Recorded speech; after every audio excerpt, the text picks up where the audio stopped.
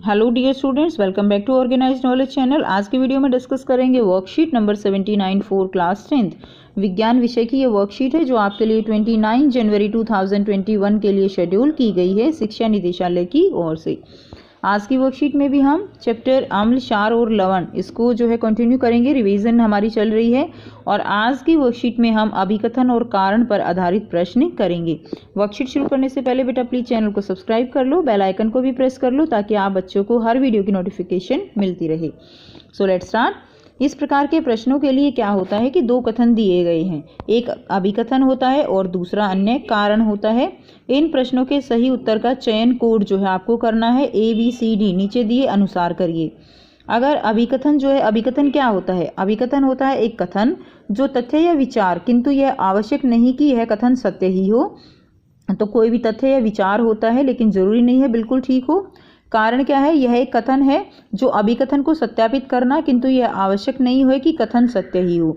यानी जो कारण है वो अभिकथन को सत्यापित करने के लिए दिया जाता है लेकिन बिल्कुल जरूरी नहीं है कि वो उसको सत्यापित करे या ठीक भी हो।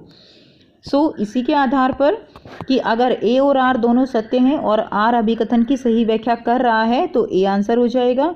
B क्या है? A और R अगर दोनों सत्य हैं लेकिन R जो है वो अभिकथन की व्याख्या सही नहीं कर रहा है या उसको सत्यापित नहीं कर रहा है। C क्या हो जाएगा? A सत्य है किंतु R असत्य है। D हो जाएगा A असत्य है किंतु R सत्य है। अब हम एक उदाहरण से इसको समझेंगे। अभिकथन दिया गया है, कागज की एक फैक्ट्री में उत्पन्न अपशिष्ट पदार्थ में अधिक मात्रा में हाइड्रोक्लोरिक अम्ल होता है। तो अधिक मात्रा में क्या है? हाइड्रोक्लोरिक अम्ल जो है वो होता है, उसको उत्पन्न होता है। हमें इस अपशिष्ट पदार्थ को सुरक्षित रूप से निपटने के लिए एक प्रबल क्षार से अभिकृत करना चाहिए। तो जो हाइड्रोक्लोरिक अम्ल निकलता है उसको उदासीन करने के लिए हमें क्या करना चाहिए? उसको हमें प्रबल क्षार से उसकी अभिक्रिया करा देनी चाहिए। इसमें कारण दिया गया है, इसकी सोडियम हाइड्रोक्साइड के साथ अभिक्रिया कराने पर अम्ल के प्रभाव को निष्क्रिय किया जा सकता है।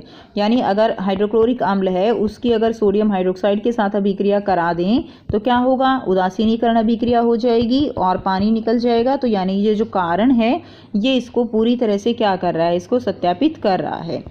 उसके बाद देखिए इसका सही उत्तर क्या हो जाएगा? सही उत्तर A और R दोनों सत्य हैं और R अभिकथन की सही व्याख्या है। तो ये जो है हमने कहाँ देखा था? ऊपर देखा था A भाग में, ठीक है ना? A है ये, तो इसका आंसर A लिखेंगे हम क्योंकि दोनों सत्य हैं और वो उसकी सही व्याख्या भी कर रहा है। A जो है इसका सही आंसर हो जाएगा। एक्सप्लेनेशन दी गई है, हाइड्रोजन क्लोराइड या हाइड्रोक्लोरिक अम्ल को जब जल में मिलाया जाता है तब ये आयनित होकर हाइड्रोजन और क्लोराइड आयन उत्पन्न करता है। अतः यह क्या है? अम्लीय है। यानी HCl को जब पानी में मिलाया जाएगा तो ये जो है क्या करेगा? ये hydronium ion plus chloride ion ये देता है और इसके प्रभाव को क्षार द्वारा उदासीन किया जाता है। क्योंकि ये प्रबल अम्ल है तो इसके लिए प्रबल क्षार ही चाहिए। तो इसके लिए क्या किया जाता है? NaOH को लिया जाता है और जो यहाँ से क्या निकलते हैं? हाइड्रोक्साइड आयन निकलते हैं जो कि इसको क्या कर देते हैं? उदासीन कर देते हैं और पानी बना देते हैं। नेक्स्ट देखिए, तो अब सही उत्तर क्या हो गया? A हो गया।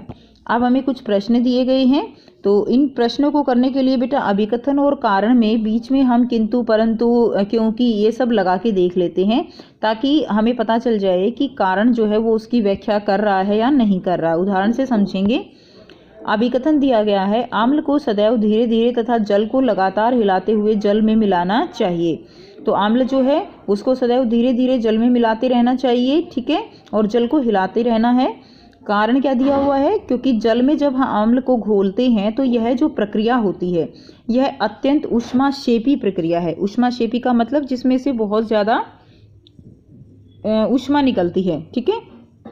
तो इसलिए ये प्रक्रिया कौन सी हो गई? ये प्रक्रिया ऊष्माक्षेपी प्रक्रिया हो जाएगी। तो A भी सही है, R भी सही है और ये इसकी सही व्याख्या भी है, ठीक है। इसमें आप देखिए, अम्ल को सदैव धीरे धीरे तथा जल को लगातार हिलाते हुए जल में मिलाना चाहिए क्योंकि जल में मिलाने अम्ल के घुलने की प्रक्रिया अत्यंत ऊष्माक्षेपी होती है। तो यानी A जो है इसका सही आंसर हो जाएगा।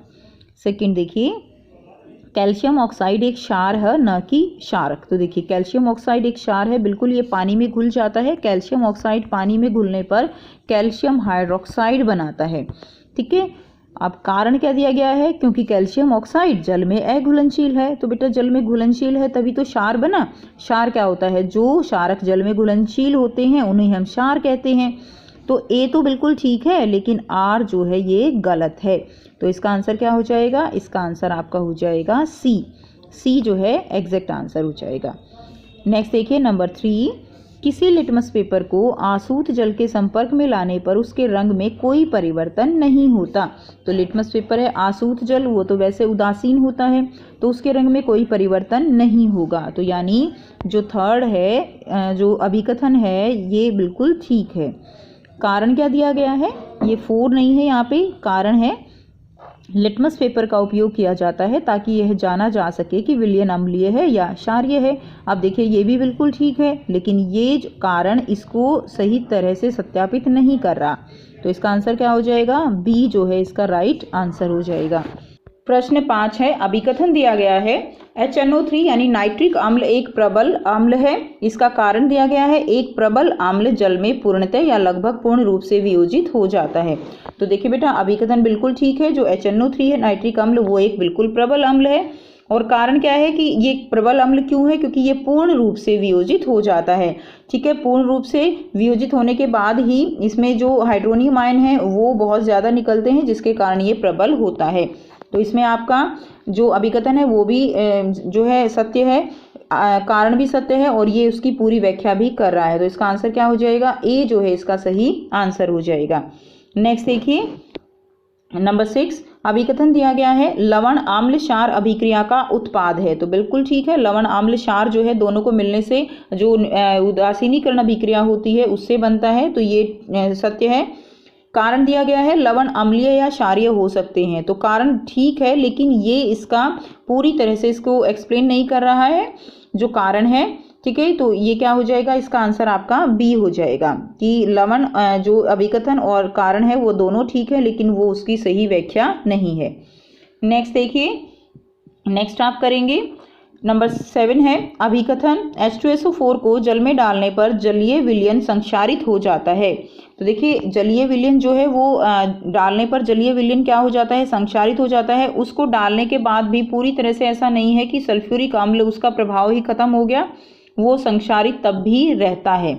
ओके, ज़्यादा नहीं रहता, संक्षारित वो कम हो जाता है, क्योंकि H+ आयन जो है वो फैल जाते हैं जिसके कारण संक्षारण कम हो जाता है, लेकिन संक्षारित वो होता है। कारण दिया गया है हाइड्रोनियम आयन संक्षारित क्रिया के लिए उत्तरदायी है। तो बिल्कुल ठीक है, जो भी अम्ल होता है उसके अंदर कितने हाइड्रोनियम आयन हैं वो उसके संक्षारण को निर्धारित करते हैं। तो इसका आंसर क्या हो जाएगा, इसका आंसर आपका ए हो जाएगा। ओके, ए इसका सही आंसर होगा। सो ये हो गई आपकी आज की साइंस की वर्कशीट। सो आई होप बेटा आपको वर्कशीट क्लियर है। कोई डाउट है कमेंट सेक्शन में कमेंट करके पूछ सकते हो। वीडियो अच्छी लगे तो लाइक शेयर कीजिए, चैनल को सब्सक्राइब कीजिए, and thanks for watching. Have a nice day.